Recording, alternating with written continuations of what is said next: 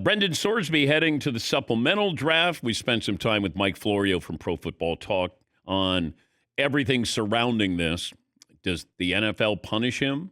Do they wait until he goes to a team? Will that team know that there's a chance? See, the NFL has got to let these teams know, and obviously Brendan Sorsby, if they're doing a deep dive on him coming into the league, given all the pearl clutching that we have now with gambling, I think you got to let those teams know. You can't be drafting somebody and give up a second-round draft pick, and all of a sudden the NFL goes, we're not going to let him play that first year. I mean, they did this to Terrell Pryor and, head coach Jim Tressel. When Tressel got fired by Ohio State and then trying to come into the NFL, he had to serve a suspension as well. And this was under his watch that his football players were trading in some of their gear for tattoos. Brendan Sorsby is coming in, and his charges, allegations, a whole lot more serious than that. Yes, Pauline. Marvin brought this up in the break, and I hadn't thought about it before. Is it worse that he's a quarterback? Yes. Yes. Because we just found out that the Patriots have a wide receiver who admitted to gambling when he was at LSU. Keyshawn Boutte, he admitted now. He was already in the NFL. Yeah, I think he was a year in and then admitted that he was gambling on LSU. But the quarterback is the face of the franchise. Quarterbacks are the faces of the league. That's why it's different. Yes, Dylan. Yeah, I think you might start seeing that more and more, and it's kind of like when the NBA changed their drug testing policies and became more lenient with like weed and stuff. A lot of former players were like, yeah, I was smoking weed the whole time. I think you might see that a little bit with retroactively players saying like, yeah, I was betting not necessarily on the sport or this team, but back in college, whenever. I don't know. It's still, to me, you're betting on your team. Are you sharing the information? That's why, when people said, Pete Rose had never admitted to betting on the Reds until he was on the radio show with me. And he shocked me. He said, look, I didn't bet against the Reds. I bet on the Reds to win, as if that would mitigate hey, that guy, man, he really believed in his team. He thought that this was big deal. I bet on my team to win, Well, you can't. And are you manipulating the lineup? Was Brendan Sorsby sharing information? Hey, I bet on Indiana football. Okay, what did you know? Did you ask for information? He wasn't playing, but once again, I just can't go down that road right now. I can't. I'd have to have a deep dive. I'd have to have all the information. You can be a great talent. And it's a sliding scale. What's your baggage and how talented are you? And we've seen sports will bend over backwards when somebody's really talented and they got baggage. In this case, at that position, can't take a chance on it. And this might be one of those where, man, you could have had him for a second-round draft pick. You're right about that. You're right. But I got to sleep at night. I can't have somebody who's betting on the sport that they're playing. Can't. Deal breaker. Yeah, Paul. And Sorsby is so hot and toxic right now that these teams would have to make this decision in weeks. Yep. If he played this season, Texas Tech won a lot of games, he played great football, the story would cool and other stories would take over. And he'd go into the NFL draft with baggage, but not like white-hot baggage. Well, also, with all this pressure on him, all eyes on him, what if he doesn't play well? So now he's taken himself out of being a first-round draft pick. This might be the best of both worlds for everybody involved. Texas Tech can move on, save face. The Big 12 flexed its muscles. Sorsby can get his money. He can go to the supplemental draft. Maybe he gets drafted. Maybe he goes to rehab or continues his, rehab process here for the first year. Maybe. But, boy, what a whirlwind tour this has been in the last couple of weeks. Yeah, Dylan. And that's sort of like the same thing I said about Deshaun Watson. When all that stuff happened, he signed with Cleveland, I was like, he's done. I mean, for all intents and purposes, I just think some things mentally, the stuff you're going to hear game in, game out, Sorsby would have had the same thing playing at Texas Tech. I find you're at best fighting an uphill battle every game that you wouldn't be otherwise. But if Deshaun Watson played well, no one would. It would. I mean, people would have a problem with it. Michael Vick came out of prison, and Andy Reid took him, in, and he played pretty well.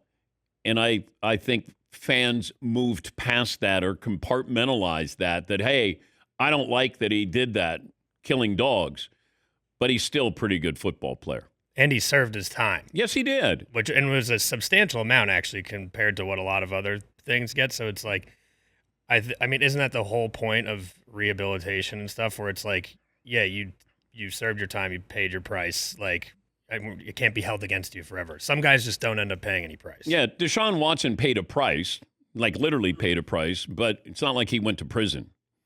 But, he had a huge contract, a contract that he couldn't turn down. And there were other teams. Atlanta was interested in Deshaun Watson. There were other teams that would have taken him in. It's a sliding scale. If Brendan Sorsby can play, I'm not going to say people will look past that, but I think that this whole temperature that's really hot now will cool down a little bit. Once we don't stay focused very long on things, we move quickly. We're on this. Oh, it's so important, and then all of a sudden, boom, next topic, and then there'll be another topic that comes up. Yes, Dylan. Yeah, and I would argue that this might actually be best case scenario football wise for Sorsby, because like you said, the season at Texas Tech would be, I mean, they're loaded with question marks right now. Right now, he enters the supplemental draft for the NFL. He's all just potential. I'm talking about on the field stuff. So it's not like he even has the chance to have a down season at Texas Tech and then compare that with the gambling stuff. Right now, it's just like he has this one gambling thing, but as far as skill, it's limitless potential. Well, he's out of options. I don't think he was going to be able to play at Texas Tech. No, but I think this actually could work out nicely for him if a team does decide to take he gets the NIL money. And if you go into the NFL, maybe they can hide you for a year or two, and maybe you begin the process of rehabilitation, or you continue it. You're on a practice squad. You're not in front of people. Then it'll be the guy who, oh, yeah, that's the guy. Oh, yeah, he was gambling. And then we'll move on. Yes, Dill. Yeah, and it could just end up being a possible redemption story. Not going to be immediately, but, yeah.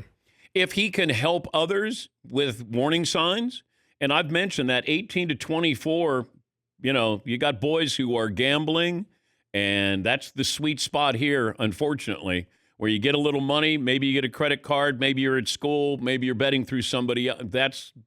That's where we got a real problem. That'll surface. Got a real problem here, guaranteed. The number of times I've been tempted to gamble, and I haven't placed a bet in over 40 years. But I can tell you there are so many times when I go, God, I'd bet that. Oh, man, I'd take the points.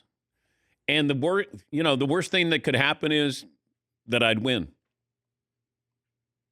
The last bet I ever placed, I lost $3,300.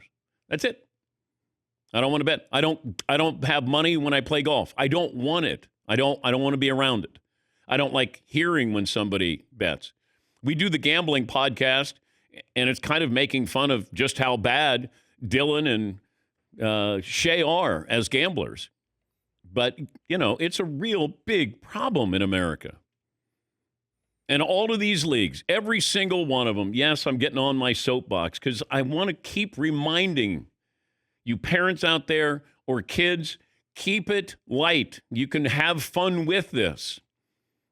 But you'll never win. You'll never beat them. Never. If you get 53% of your bets correct, you are doing great.